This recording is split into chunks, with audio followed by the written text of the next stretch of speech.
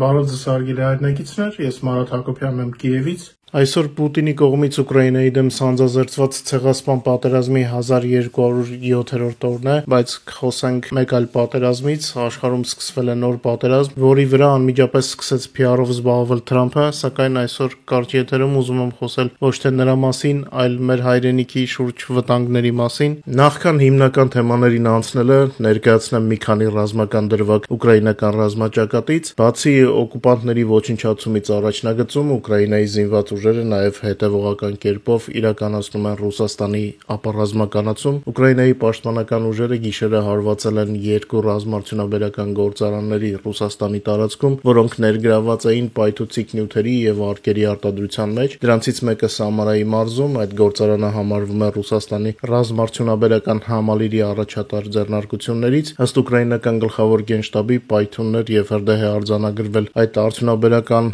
գոտում։ Վիդեոկադրերը տեղադրել ենք մեր Telegram-յան ալիքում եւ կոնկրետ գործարանի անունը եւ վայրը։ Հարված է հասցվել նաեւ Ստավրոպոլի երկրամասում գտնվող Նևիննամիսկի քիմիական կոմբինատին։ Այն համարվում է պայթուցիկ նյութերի, զինամթերքի եւ հրթիռային վառելիքի հիմնական բաղադրիչների առաջատար արտադրողներից մեկը։ Ավելի վաղ այսօր հաղորդվել էր, որ նույն մարզում ուկրաինական դրոնները հարվածել են նաեւ Նևիննամիսկի ազոտ գործարանին, որտեղ արտադրվում է ամոնիակ եւ ամոնիումի նիտրատ օգտագործվող պայթուցիկ նյութերում եւ հրետանային արկերում։ Ամերիկացի ռազմական վերլուծաբանները նշում են, որ ռուսական բանակի գործողությունները ռազմաճակատում դա ընդհանրապես հարձակման պատրանք ստեղծել է։ Չնայած ռուսական կողմը շարունակում է գրոհել առանձին ուղղություններով, նույնիսկ հարձակման ինտենսիվության աճը նրանց չի բերում կարևոր ռազմագործողության արդյունքներ, միայն սահմանափակ տակտիկական առաջընթաց։ Ժամանակի ընթացքում ռուսական զորքերը սկսում են կիրառել նոր մարտավարական սխեմաներ, որոնք որոշ ժամանակով աշխատում են, մինչև ուկրաինացիները հարմարվում են այդ տակտիկային։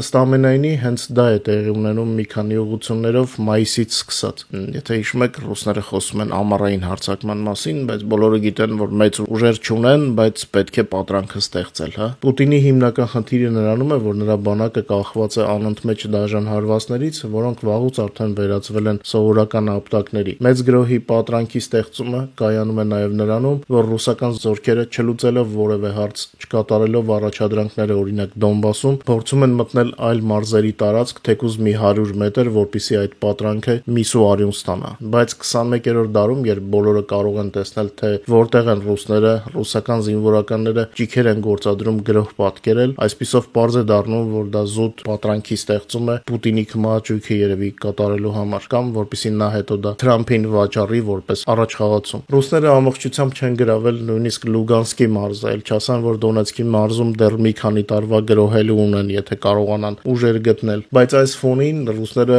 այլանդակ կորուստների հաշվին փորձում են առաջ շարժվել Սումիի մարզում կամ գոնե մի ոտքով կանգնել Դնեպրոպետրովսկի մարզի տարածքում, որպեսզի ցույց տան, թե իբրև նոր մարզ են մտել։ Բայց ռազմաճակատի մասին մանրամասն կպատմեմ Հակոբյան լայվի եթերում, նախորդ ասեմ, որ մերոնք նորից լավ ջարդ են տվել ռուսներին, պատճառելով մեծ կորուստներ։ Այժմ անցնենք Մերձավոր Արևելքին։ Իսրայելի վարչապետ Բենյամին Նեթանյախուն ուրբաթ օրը տեսաուղերձով դիմեց Իրանի ժողովրդին, կոչ անելով զանգվածային բողոքի ցույցերի ընդդեմ իսլամիստական ռեժիմի։ Դե գիտեք, Իրանի Իսրայելի բարդ հարաբերությունները կապված են նաև Իրանում իսլամական հեղափոխության հետ, խոր արմատներ ունի այս կոնֆլիկտը։ Ինչպես հայտնի է, ողջ գիշեր տեղ են ունեցել փոխադարձ հարվածներ, Իրանը կիրառել է բալիստիկ հրթիռներ եւ շահեդ տեսակի դրոններ Իսրայելի դեմ։ Ի պատասխան Իսրայելը հարվածել է Իրանի ռազմական օբյեկտներին օդուժի եւ հրթիռային համակարգերի օգնությամբ։ ՄԱԳԱՏԷ-ն միջազգային ատոմային էներգիայի գործակալությունը հաստատել է ռադիացիոն արտահոսք Իրանի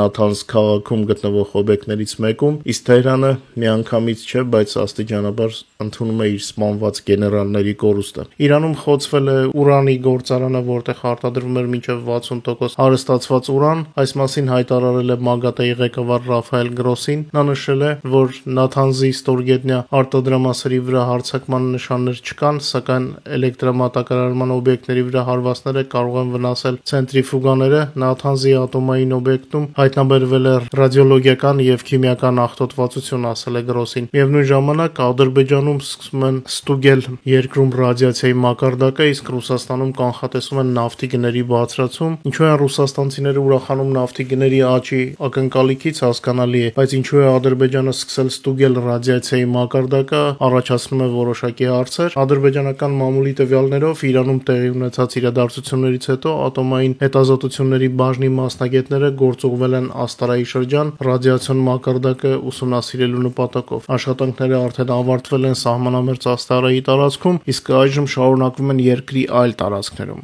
Ասեք, որ հետաքրքիր է։ Ինձ թվում է լավ կլիներ, որ Հայաստանի համապատասխան ծառայություններն էլ աչալուրջ լինեն, իսկ Թեհրանը, ինչպես վայել է ահաբեկչական ռեժիմին, սպառնում է աշխարհի էներգետիկ անվտանգությանը։ Իրանական մամուլի համաձայն քննարկվում են տարբերակներ, ինչպիսիք են Հորմուզի նեղուցը Իրանի կողմից փակելը, իսկ Բաբ էլ-Մանդեբի նեղուցը Եմենի կողմից։ Իրանն ազդարարում է, որ Իսրայելի գործողությունները կարող են տանել գլոբալ էներգետիկ անվտանգության փլուզման։ Հետաքրքիր է, չէ՞։ Իրանը պատրաստվում էր ստեղծել ատոմային զենք, սպառնում էր հարևաններին, իսկ ահաբեկիչ է կոչվում Իսրայելին։ Ասեք, որ շատ նման են Պուտինի գործելավոճին։ Իդեպ Իսրայելի հարվածները բացառապես Իրանի ռազմական օբյեկտների վրա էին 3, մինչդեռ Թեհրանը, ինչպես իր բարեկամ Կրեմլը, հարվածեց Իսրայելի քաղաքացիական ենթակառուցվածքին։ Իմիջիայլոց Մակրոնը, որը հաճախ քննադատում էր Իսրայելի գործողությունները Գազայի գոտում, հայտարարել է, որ կպաշտպանի Իսրայելը Իրանի հարվածներից։ Սա դաս է այն վերլուծաբաններին, ովքեր ոգևորվում էին արևմտյան երկրների